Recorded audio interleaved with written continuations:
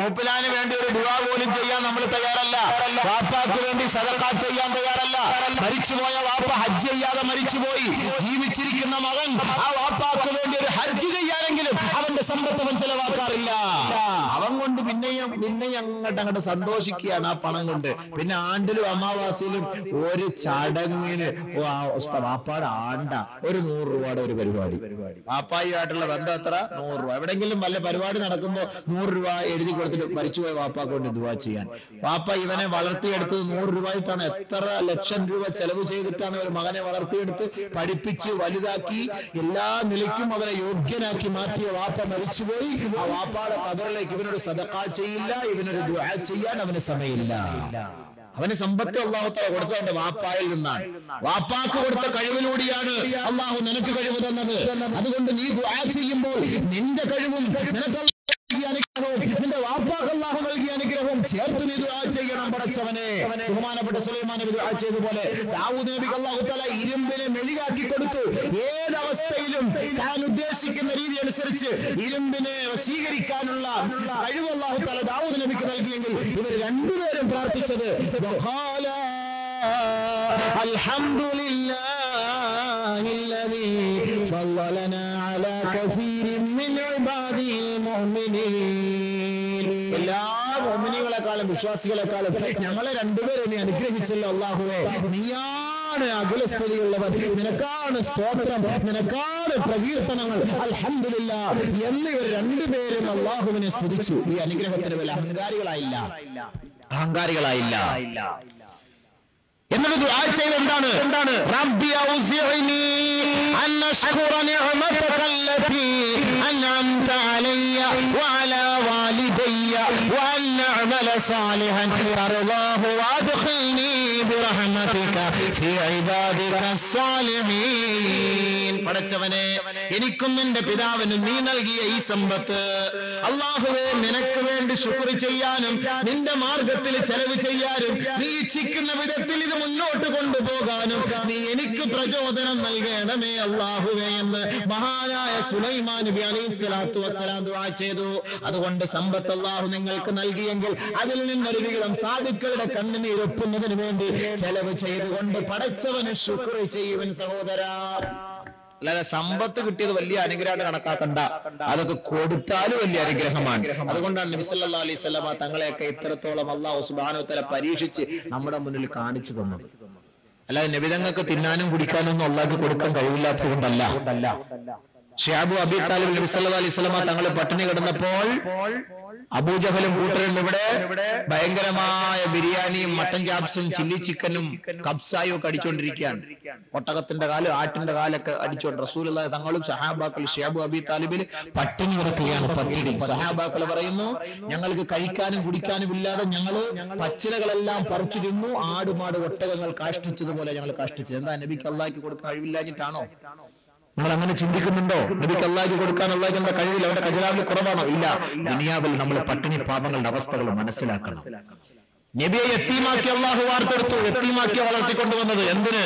യത്തീമായവരുടെ അവസ്ഥ മനസ്സിലാക്കാൻ വേണ്ടി, യത്തീമാരുടെ അവസ്ഥ മനസ്സിലാക്കാൻ വേണ്ടി, ഒരു ഉപ്പയില്ല ഉമ്മയില്ലാത്തവരുടെ അവസ്ഥ മനസ്സിലാക്കാൻ വേണ്ടി, ആ കുട്ടിയുടെ നൊമ്പരം, ആ കുട്ടിയുടെ രോദനം, ആ കുട്ടിയുടെ കണ്ണുനീർ ഇത് ഒപ്പിയെടുക്കാൻ വേണ്ടി നബി സല്ലല്ലാഹു അലൈഹി വസല്ലം തങ്ങളെ ആ ഒരു നിലയിൽ വളർത്തി വാർത്തെടുത്തു കൊണ്ടുവന്നു. നബി തങ്ങൾ ആ ഭാഗങ്ങളെല്ലാം ചർച്ച ചെയ്തിട്ടാണ് പോയത്.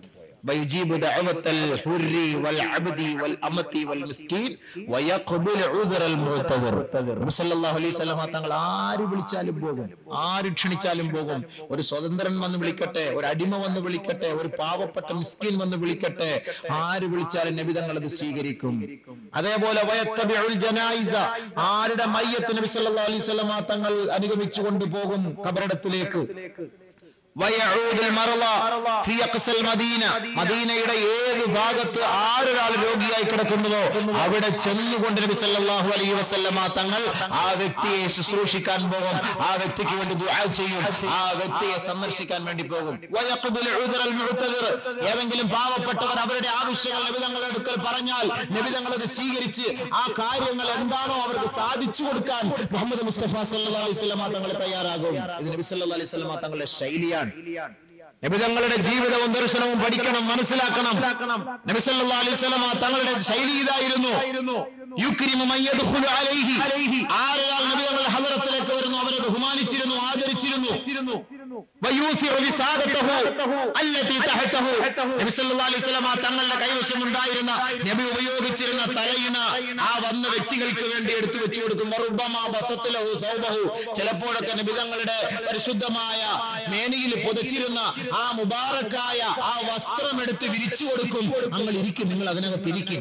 വയുഅസിമു ഫിൽ ജുലൂസ് ഇന്നബാ, ഇനി ഒരുപക്ഷെ ഞാൻ ഇരിക്കുന്നില്ല, ഇല്ല നബിയെ, ഇല്ല നബിയെ എന്ന് പറഞ്ഞ് പിറകോട്ട് പോയി, ഇല്ല, അവൻ അതിൽ നിന്ന് ഒഴിവായാൽ അദ്ദേഹത്തെ നിർബന്ധപൂർവ്വം അതിലിരുത്തും. ഇത് നബി തങ്ങളുടെ ശൈലിയായിരുന്നു. ആ ശൈലിയല്ലേ നമുക്കും വേണ്ടത്. ഈ ഉത്തരവാദിത്തങ്ങൾ ഏറ്റെടുക്കേണ്ട സുഹൃത്തുക്കളെ. ഒരു ദിവസം നബി സല്ലല്ലാഹു അലൈഹി വസല്ലം തങ്ങൾ സഹാബാക്കളോട് പറഞ്ഞു, ഏ സഹാബാക്കളെ, മാ ഖാലൽ അസദു ഫീ സഈരിഹി, ഈ സിംഹം ഗർജിക്കുമ്പോ എന്താണ് സിംഹത്തിന്റെ ഗർജനത്തിൽ പറയുന്നതെന്ന് നിങ്ങൾക്കറിയാമോ? ഖാലു അല്ലാഹു വറസൂലുഹു അഅലം, അല്ലാഹു റസൂലും അല്ലാതെ ഞങ്ങൾക്ക് അറിയില്ല നബിയെ. ഖാല നബി സല്ലല്ലാഹു അലൈഹി വസല്ലം, നബി തങ്ങൾ പറഞ്ഞു കൊടുത്തു, സിംഹം ഗർജിക്കുമ്പോൾ ആ സിംഹം പറയുകയാണ്, അല്ലാഹുമ്മ ലാ തുസല്ലിത്നി അഹദും മിനൽ മഅറൂഫ്, ദുനിയാവിൽ വെച്ച് നന്മ ചെയ്യുന്ന ഒരാളെ പോലും എന്റെ മുന്നിലേക്ക് ഇട്ടു തരല്ലേ അല്ലാഹുവേ. ദുനിയാവിൽ സദഖകൾ ചെയ്യുന്ന, നന്മ ചെയ്യുന്ന, പാവപ്പെട്ടവന്റെ കണ്ണുനീരൊപ്പുന്ന ഇതേപോലുള്ള കർമ്മങ്ങൾക്ക് നേതൃത്വം നൽകുന്ന ഒരു വ്യക്തിയെ പോലും എന്റെ മുന്നിലേക്ക് നീട്ട് ആഹാരമാക്കി തരല്ലേ അല്ലാഹുവേ എന്നാണ് ഓരോ സിംഹവും ഗർജിക്കുന്ന ഗർജനത്തിൽ പറയുന്നത് എന്ന് സയ്യിദുനാ റസൂലുള്ളാഹി സ്വല്ലല്ലാഹു അലൈഹി വസല്ലം. അതുകൊണ്ട് സുഹൃത്തുക്കളെ, സഹോദരന്മാരെ, നമ്മുടെയൊക്കെ ഉത്തരവാദിത്തമാണിത്. അള്ളാഹു സമ്പത്ത് വേണമെങ്കിൽ എല്ലാവർക്കും കൊടുക്കാം, പക്ഷെ ഇല്ല, സാധുക്കളെ അള്ളാഹു തആല സൃഷ്ടിച്ചത് സമ്പന്നന്മാരുടെ സമ്പത്ത് സാധുക്കൾക്ക് കൊടുത്തുകൊണ്ട് സമ്പന്നരും ഈ സാധുക്കളും സ്വർഗത്തിലെത്തിപ്പെടണം എന്നതിന് വേണ്ടിയിട്ടാണ്. നിബിധങ്ങൾക്ക് അള്ളാഹു തആല വേണമെങ്കിൽ ഇഷ്ടമുള്ള സ്വർണവും ഇഷ്ടമുള്ള സമ്പത്തും കൊടുക്കാമായിരുന്നു. നിബിധങ്ങളുടെ വഫാത്തിന്റെ വേളയിൽ ആയിഷ റളിയല്ലാഹു തആല അൻഹായെ പിടിച്ചിട്ട് പറഞ്ഞു, ആയിഷ റളിയല്ലാഹുവിന്റെ കയ്യിൽ നോക്കിയപ്പോൾ ഒരു ചെറിയ വള, ആയിഷ, ആലു മുഹമ്മദിന് ഇത് വേണ്ട, മുഹമ്മദിന്റെ കുടുംബത്തിന് ഇത് വേണ്ട, ഞാൻ മരിക്കുന്ന വഫാത്താകുന്ന സമയത്ത് ഒരു തരി സ്വർണം പോലും നമ്മുടെ വീട്ടിൽ വേണ്ട, കൊടുക്ക്, സാധുക്കൾക്ക് കൊടുക്ക് ആയിഷ. ആയിഷ റളിയല്ലാഹു തആല എന്നെ വിളിച്ചിട്ട് പറഞ്ഞതാണ് നബി സല്ലല്ലാഹു അലൈഹി വസല്ലം തങ്ങൾ.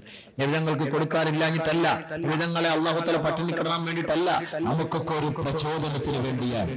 അതുകൊണ്ടാണ് നമ്മൾ ഈ മാതൃകകൾ സ്വീകരിക്കുന്നത്. ഓരോ മഹല്ലുകളും ഇതേപോലെ ഉണർന്നു പ്രവർത്തിച്ചാൽ ഇൻഷാ അല്ലാഹ് ഭാവി കാലങ്ങളിലെങ്കിലും ഇതേപോലെ ആത്മഹത്യകൾ ഉണ്ടാവില്ല, സ്ത്രീധന പീഡന കേസുകളും സ്ത്രീധന പീഡന മരണങ്ങളും ഉണ്ടാവുകയില്ല.